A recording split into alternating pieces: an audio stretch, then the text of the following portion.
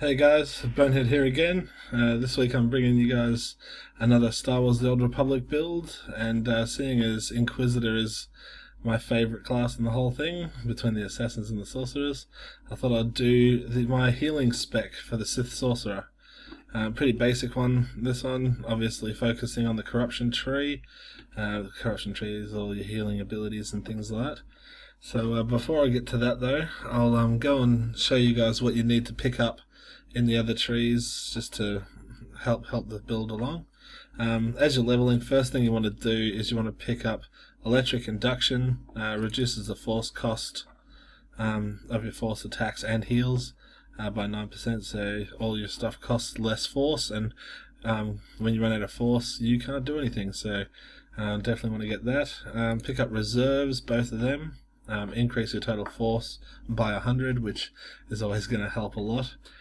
Also, if you're leveling, you'll find when you get to the choice of saying if you want to be an assassin or a sorcerer, when you pick sorcerer, all your abilities, all your spells and everything will get longer range and everything like that, and you'll get more force naturally. So if you're starting out low level and you're running out of force all the time and it's all a bit hard to do, know that when you choose that specialization, you'll get a lot of extra force and things like that. Next thing to do on the lightning tree is get lightning barrier both points, so you can see increase the amount absorbed by your static barrier, which static barrier is going to be one of your main things you use as a healer. You actually put bubbles on your teammates and things so they're not taking damage. And then over here in the madness tree, just 2 points here on the will of the Sith to get your willpower. So just more willpower is more damage from your abilities and more heal from your heals. So alright, corruption tree. Now this is the main one. First thing you want to get is dark mending. Dark mending for your dark infusion. Dark infusion is your main decent heal as you're leveling and things, and having it cast quicker is definitely a good option. Seeping darkness, I usually I put 2 points into that, just to get a slightly better crit chance. There's no point in maxing it though because we don't need it. And then 2 points in haunting presence. Increase your presence by 6%, so that's your companion will be more effective if you're running around soloing and things.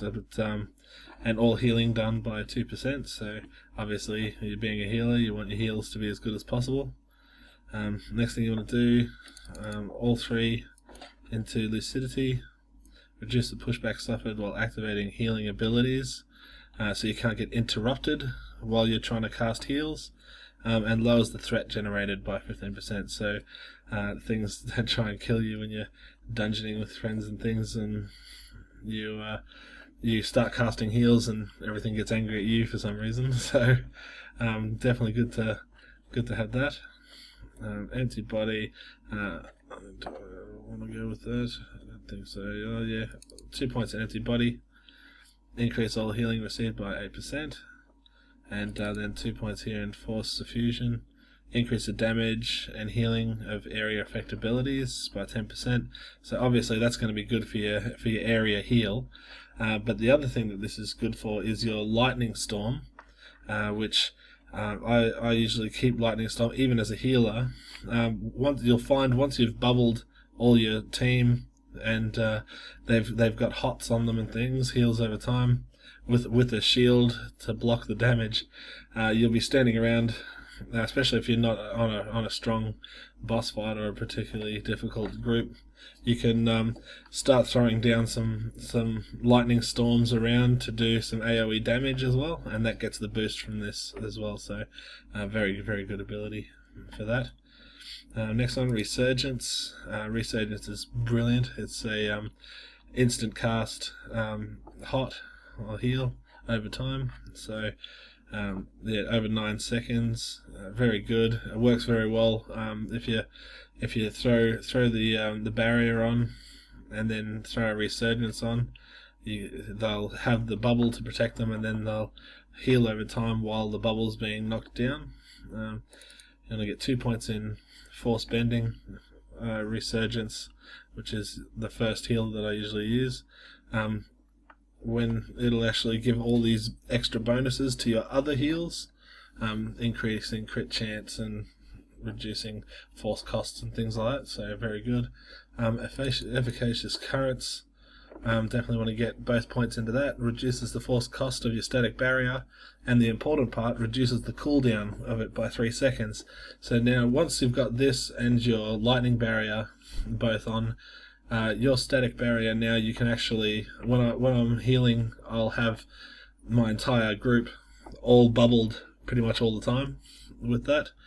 So yeah, you can just throw that down really quick on all of the players, and keeps the bubble on as many of them as possible, especially if you're doing dungeons and things where the tank will be taking most of the hits. Just putting a bubble on everyone means that if they do get hit by an AoE or anything, the barrier will take the damage instead. So yeah, now 2 points here into Dark Resilience. Dark Resilience is another a good one for it, because your consumption is definitely your friend. Consumption will basically, if that's your go-to ability if you do run out of force. So you've already got the abilities down here to make sure you have extra force and everything, but in a long fight, when you run out of force and your team's getting hurt, you can throw up consumption, and it'll actually give you your it sacrifices health for your energy, so you can keep casting. The other really good thing with this, which is something they added with the unnatural preservation, which is your self heal, increases it by 30%.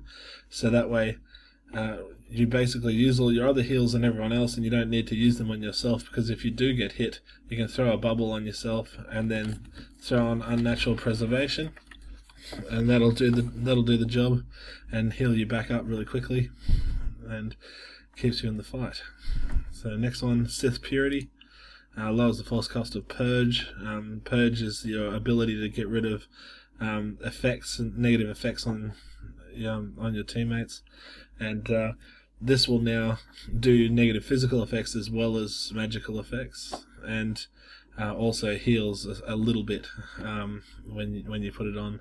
Another instant cast thing, and yeah, very good. A lot of the damage over time things that do lots of damage in the game will have an animation showing like a flame burning on your teammates, so it's very obvious when you need to throw a purge onto them. So they're definitely good.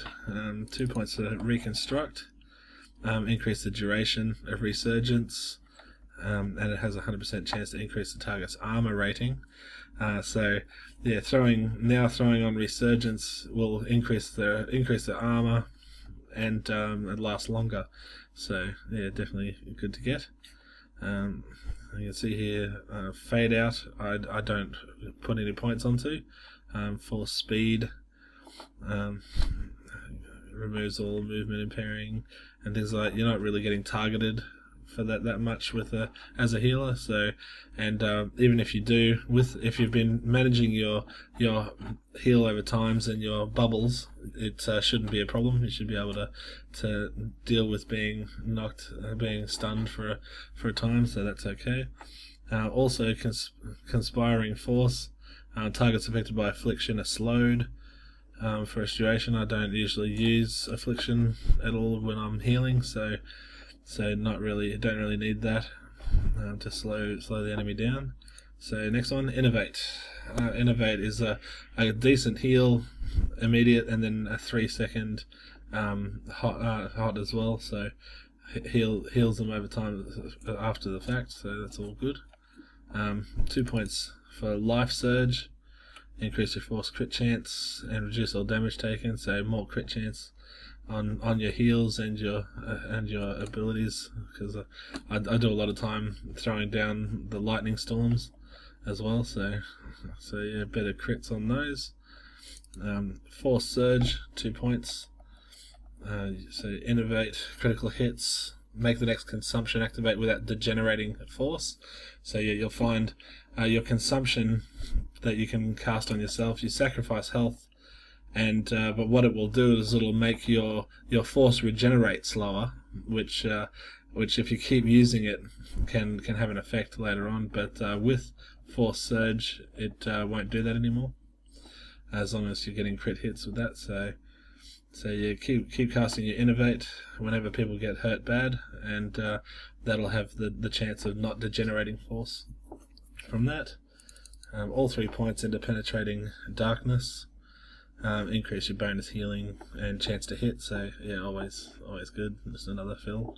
And then the last ability, Revivification, heals in a big area. So that's always going to be, that's your AoE big heal, and it's had the boost from the Force Suffusion, so it's going to be doing a lot of healing for the whole group. So very good if you're fighting a boss or something and they put down a big AoE that hits everyone. You can throw this down, and it'll heal everyone in the area. And then while that's running, then you can put bubbles back up on everybody. So yeah, and that's the build. So as you can see, all the way to the top with Corruption to get that AoE healing, and then all of your force boosts, the barrier to make your barrier as good as it can be, and some extra willpower, so you're doing more damage and you're doing more heals. So yeah, let me know what you think. It's a pretty easy one to follow. There's only a few things that I don't really use, and I think they're quite obvious not to use those really. That they don't really benefit the healing. And let me know how it goes for you guys, and Bonehead out.